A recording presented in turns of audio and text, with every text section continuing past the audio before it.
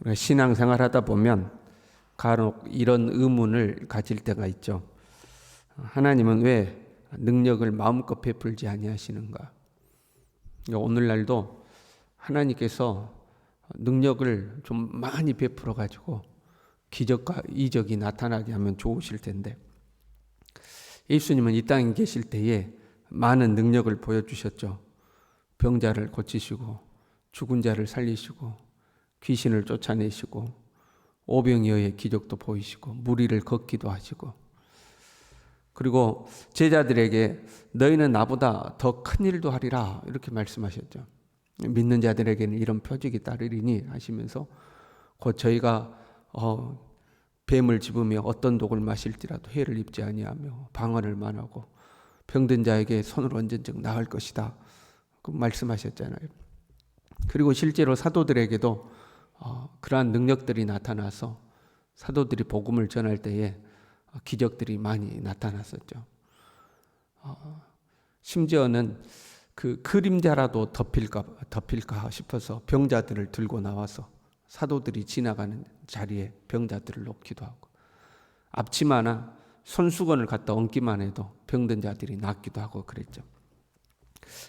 그런 일들을 통해서 많은 사람들이 예수님을 믿게 된 거죠. 예수님도 당신이 하나님의 아들이신 것을 증명해 보이는 도구로 그런 기적들을 사용하신 거 아닙니까?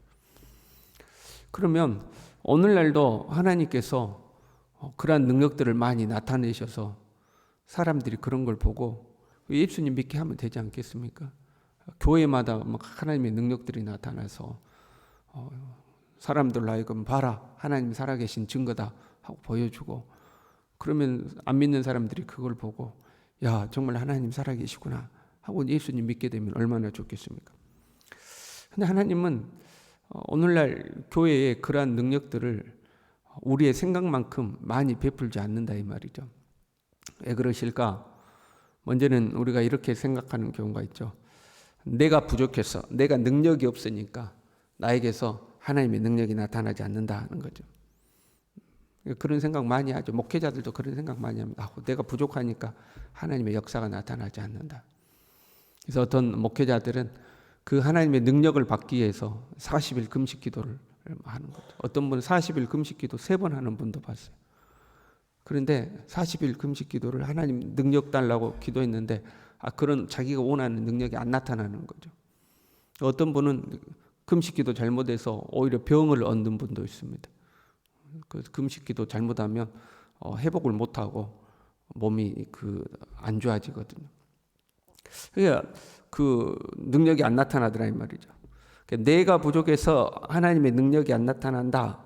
이것은 한편으로는 맞고 한편으로는 또 맞지 않습니다.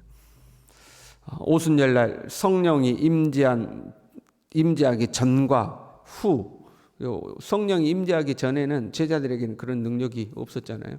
근데 오순절 성령의 임재 전과 후로 나뉘는데, 그러면 그 제자들이 성령이 임하기 전과 성령이 임한 후에 제자들 스스로의 삶이 바뀌었는가? 그건 아니잖아요. 단지 예수님 승천하시고 며칠 동안 기도한 것밖에 없죠.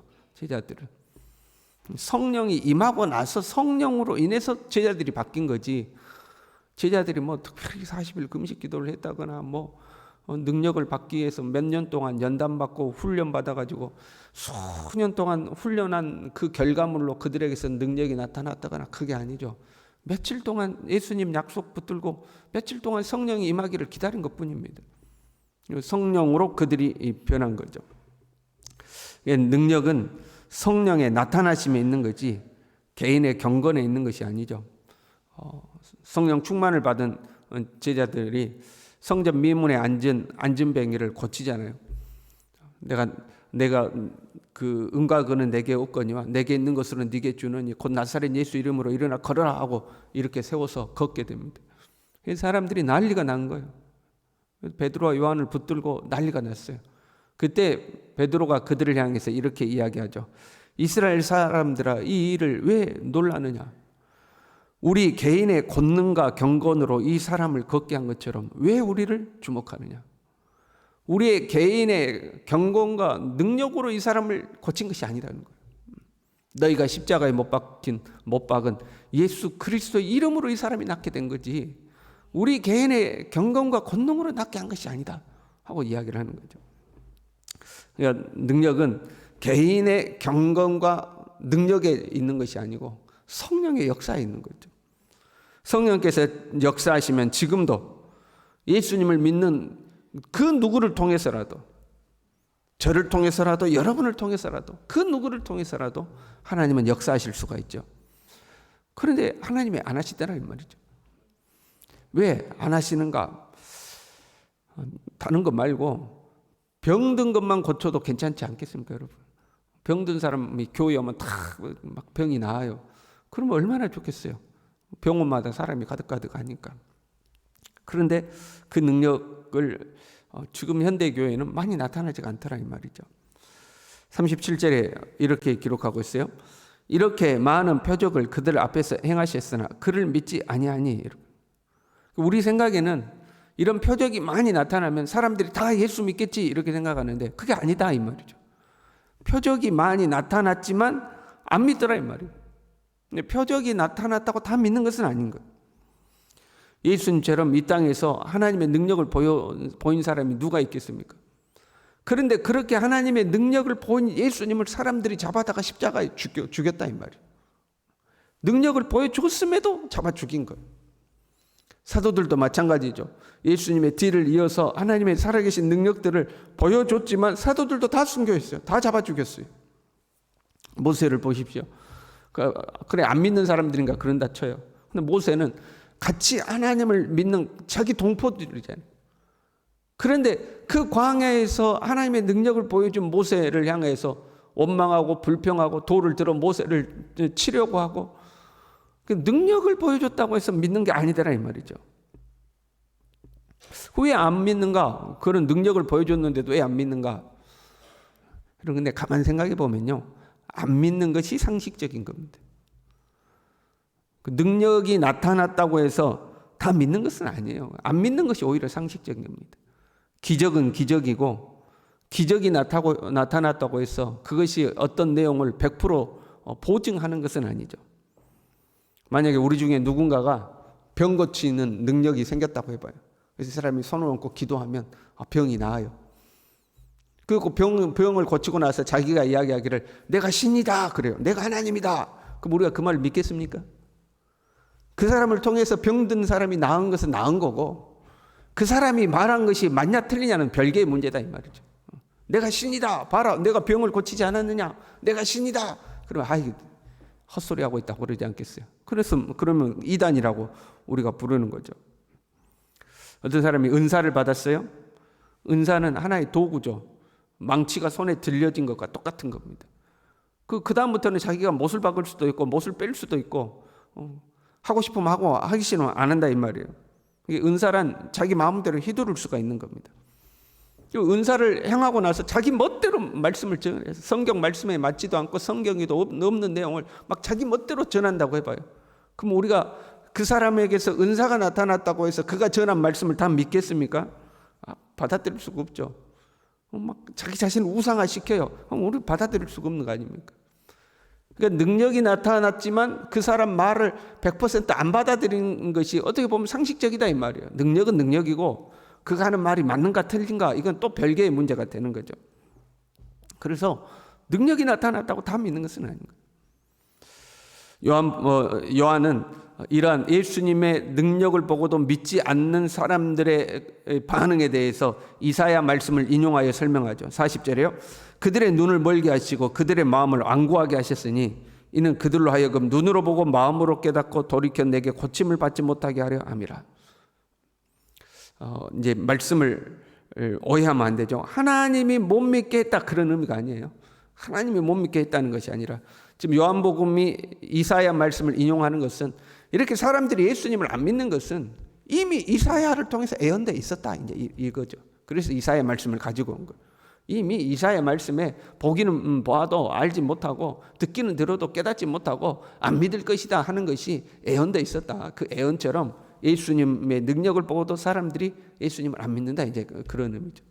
그럼 이사야는 왜 이런 말씀을 했는가?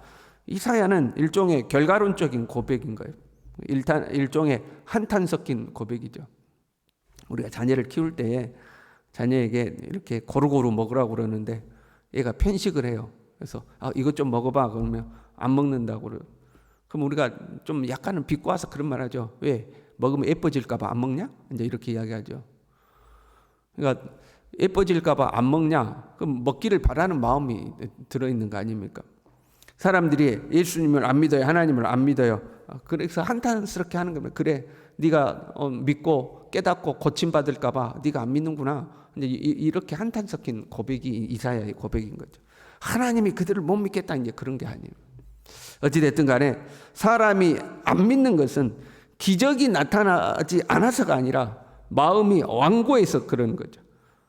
그들의 마음을 완고하게 하셨으니 마음이 완고하니까 안 믿더라 이 말이에요. 예수님을 안 믿는 것은 자기 삶의 결과입니다. 내가 내 삶을 살죠. 그리고 그 삶은 나를 만드는 거거든요. 그렇게 내 삶을 통해서 만들어진 내가 선택하는 건데 내가 완고한 사람으로 만들어져 버리면 그 예수님을 안 믿고 하나님을 안 믿고 그 어떤 기적과 이적을 보여줘도 안 믿더라 이 말이에요. 그래서 우리가 하나님의 심판대 앞에 가면 변명의 여지가 없는 겁니다. 나의 선택이기 때문에. 내 마음이 완고해져서 때로는 교만해져서 안 받아들였기 때문에 그 누구를 원망할 수도 없고 탓할 수도 없는 거죠. 한편으로는요, 마음이 완고하여 믿지 않게 되면 거기에는 사탄도 역사를 하는 거죠. 고린도후서 4장 4절에요. 이 세상의 신이 믿지 아니하는 자들의 마음을 혼미하게 하여 그리스도의 영광의 복음의 광채가 비치지 못하게 했다. 보기는 보아도 알지 못하고 듣기는 들어도 깨닫지 못하는 것은 1차적으로는 자기 마음이 완고하기 때문이고 그 마음이 완고해진 그 배후에는 이 세상의 신이 우리 눈을 어둡게 혼미게 만들어버렸다. 예수님을 믿는 우리는요, 복받은 사람들이. 믿음은 선물인 거거든요. 믿음은 모든 사람의 것이 아니죠. 근데 우리는 어쩌다가 예수님 믿게 됐잖아요. 그러니까 우리는 복받은 사람들인 거예요. 아무리 능력을 보여주고 기적을 보여주고 별걸 다 보여줘도 안 믿는 사람 안 믿는 거예요. 안 믿는 사람 안 믿는 거예요. 기적은 기적이고 하나님은 하나님 따로 생각하는 거예요. 근데 우리는 예수님을 믿었잖아요. 우리는 큰 은혜와 복을 받은 사람들이죠. 본문의 말씀에도 보면 믿게 된 사람들이 또 나와요. 42절에 보면요. 관리 중에도 그를 믿는 자가 많대.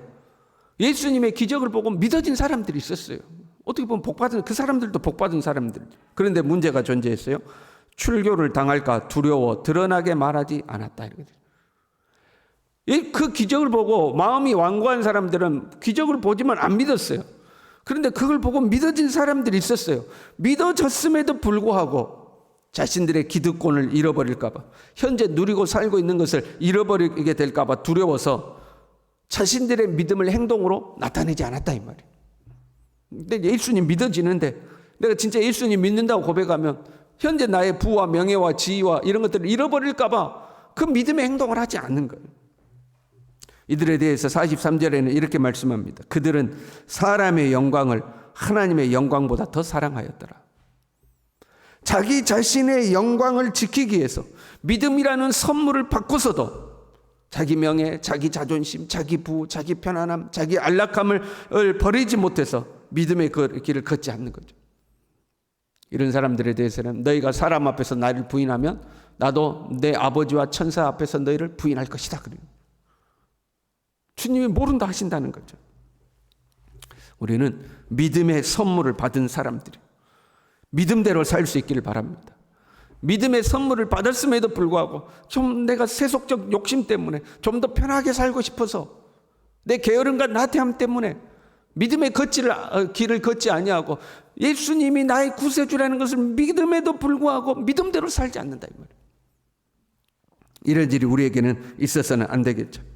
내 자신의 영광을 위해서 하나님의 영광을 저버리는 어리석은 사람이 되지 아니하고 믿음이라는 이 귀한 선물을 받았으니 내게 주신 믿음대로 믿음의 길을 걸으며 평생의 주를 위하여 살아가는 저와 여러분이 될 수 있기를 바랍니다. 기도하겠습니다. 하나님 아버지, 나 같은 죄인을 사랑하여 주시고 선택하여 주셔서 내 안에 예수 그리스도의 복음의 빛을 비춰주시고 예수 믿고 하나님의 백성, 하나님의 자녀가 되게 하신 것 감사합니다.